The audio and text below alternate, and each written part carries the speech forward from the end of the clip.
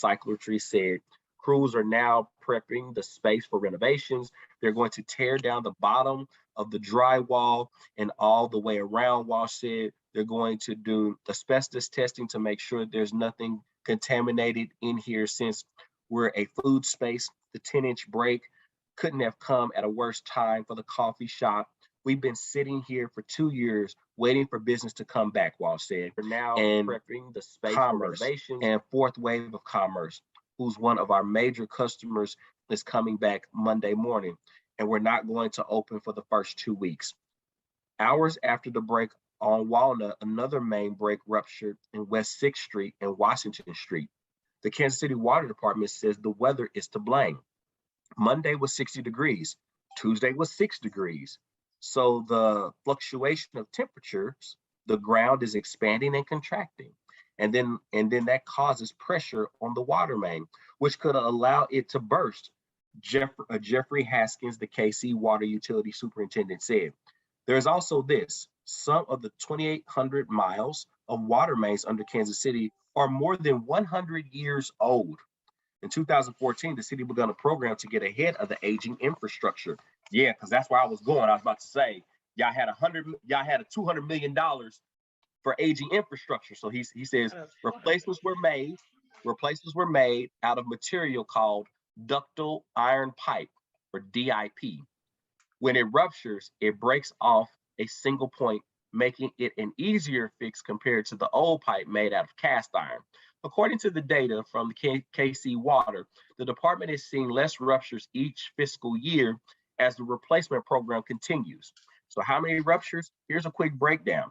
In the fiscal year of 2021 through 2022, that's as of December of 2021, there was under 500 breaks.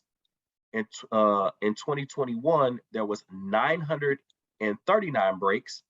In 2019 to 2020, it was 728 breaks. And between 2018 and 2019, there was 963 breaks. So last year had its least amount of breaks, but you're averaging about high eights, right under 900 breaks average. In the last 4 years, you have an average of about 800 breaks a year. It's quite a few, but I said more funding could help. This federal stimulus money is a possible source down the road. Again, Kansas City, the water. So I want you to understand this. The infrastructure is old, not just on water, but a lot of places. One thing that gas is doing, they're going from steel and they're going to plastic. It's cheaper. You don't have to have so much heavy equipment. So gas has been going that route for the last couple of years. The water mains, again, I think they're going to some type of plastic as well, but a lot of them are so old. Not only is the water mains old, but the reality of it is the maintenance and the infrastructure. This is what I want to talk to people about. Please, please, please listen to me. I've been saying this for the last couple of weeks. Please investigate the water quality that comes into your home and the infrastructure of your water department and your pipings in your area, your utility as a whole. Write letters, talk about it, test your water. The water is jacked up in more places than just Flint, Michigan. This can be something that we can link to possibly why more and more people are continuing to get cancer, why more and more people are having deficiencies in their body.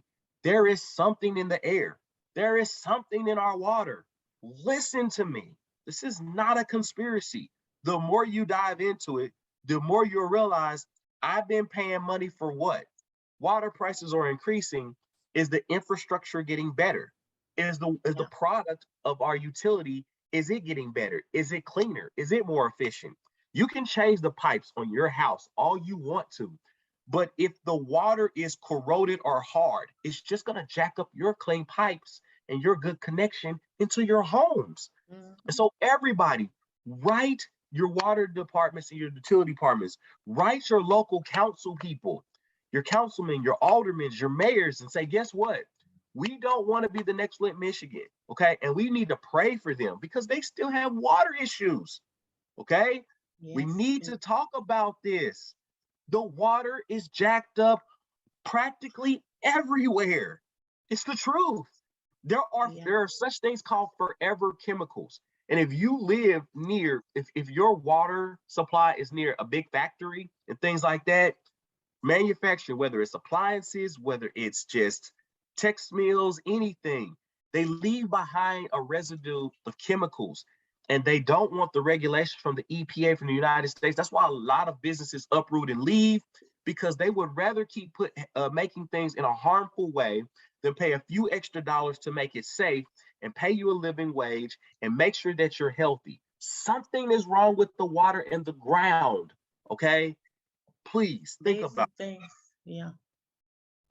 Yeah. Pastor Canty, I would like to say, and this is Mama's Table. Wake up, everybody. You're listening to KUAW 98.5 on the FM side, Kansas City Global Community Radio Station. You're listening to Mama Table, Dr. Cheryl Canty, and also Wake Up KC with Pastor Elree Canty. I would like to say right here, Pastor Canty, you bring up a very good point when you say right. But as you know, we also have Channel 2, and we also have the Urban League. We also have the Urban Summit and different things. We need to start getting involved in these things. So when these issues come up, it can be a group for your community represented or whatever, and get involved. Because even with writing it, if the more people you have involved, the more you can get done. I do remember that I thought it was $400 and something million at the time when Congressman Cleaver mentioned that we had gotten money for the infrastructure. So I had an article, and I believe I read it on Mama's Table, but I can't remember. I'll look for it to be sure. So, but anyway, money had came into Kansas City that was supposed to be gonna help the infrastructure. But at the same time, we need to get involved. We need to keep our eyes on the dollars, and we need to listen to these free things that they open up to the public, and go to town hall meetings. So when you want to go writing, you also need to participate. You need to get involved so you can know that not only did you write, but you're following up on it. And also they get to see you really being concerned and caring. So I just kind of wanted to piggyback off of that, because oftentimes these different things can be voiced when you show up at these meetings as well as writing. All right, Pastor Canty. All right. All right. I ticked off everybody enough. Let's talk about tasty topic. Reverse sexism.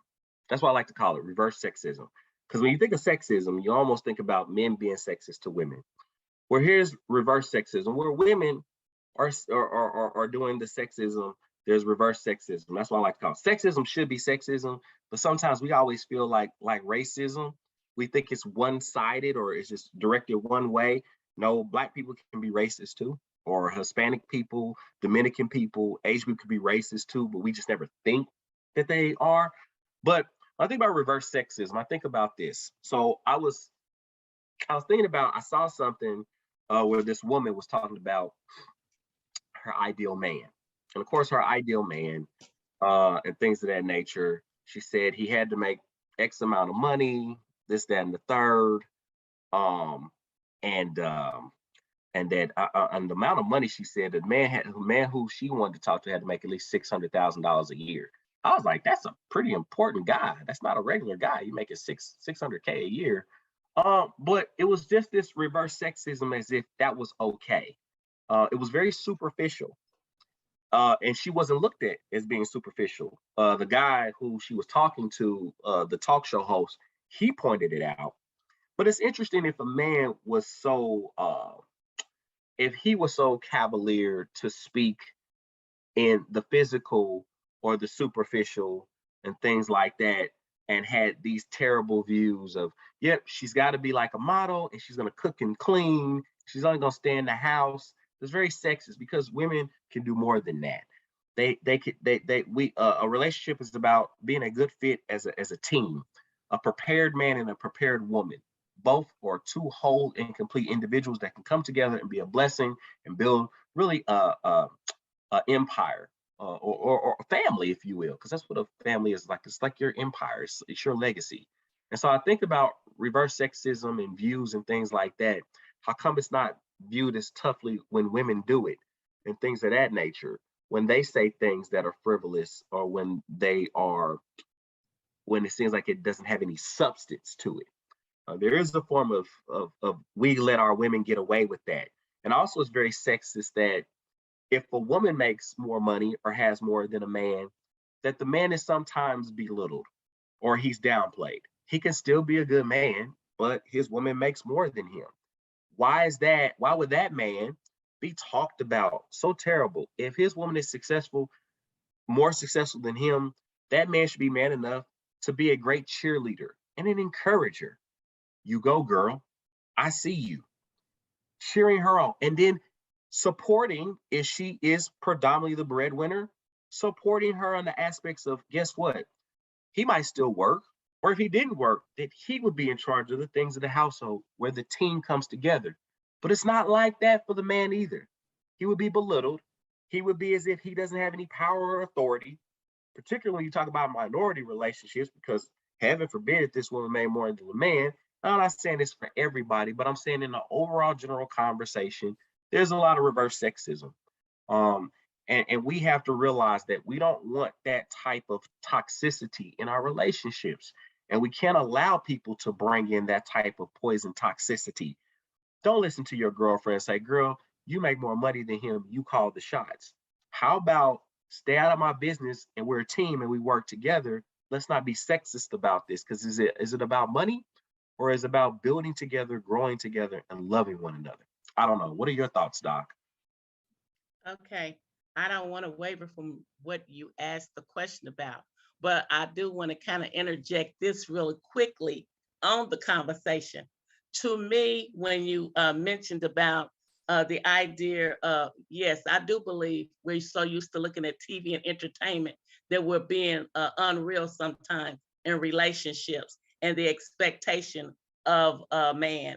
Or sometimes I have to say that because I've heard some of these outrageous things that we say, but also too, I see the unrealness on both sides. And I think that comes from too, not being responsible. I think every man and woman, before they even get in a relationship, they need to learn how to be responsible, period, and understand having their own apartment or their own home, paying bills, learning that what it's like to pay utilities, what it's like to pay the rent. And so that way they won't be so unrealistic in their thinking. And a lot of times, because they had come right from their parents' home or no responsibilities or whatever, they really don't know how to do those things or don't know that the importance of doing it. And then another thing too, you have more of a value system of even knowing how to have an expectation, I would say, because you know that what it takes and what you can do on your own versus getting with someone else and sharing their life. And so when you talk about it, it is something, it seems like, but it's a really good conversation that you brought up on that point. So that's why I said I didn't want to get away from it too much. But when I think about somebody with a $600,000 figure, I'm not running into that man myself as long as I've been on the earth. And so I don't and I don't know. I've been around some pretty prominent people that make good salaries, but that's not my everyday. I cannot tell that lie. And so when I hear people making those kind of statements, I'll be like, I mean, I can understand there's only so many basketball players and there's only so many people in some arenas of acting and making big, but the normal person really is not in the company of those kind of people. And so you're really setting yourself up for failure when you're thinking like that, to me. I don't know. I might be a little off though. But anyway, Pastor, I'm gonna put it back in your hands because I don't want to get too far away from your conversation. Oh, that's a good thing. So and that's how we're gonna end it, because I like that, because we have to be realistic, we have to be practical. We can't let our fantasies or poisoned ideologies steer us into a place where we can never go. All right. We don't want that.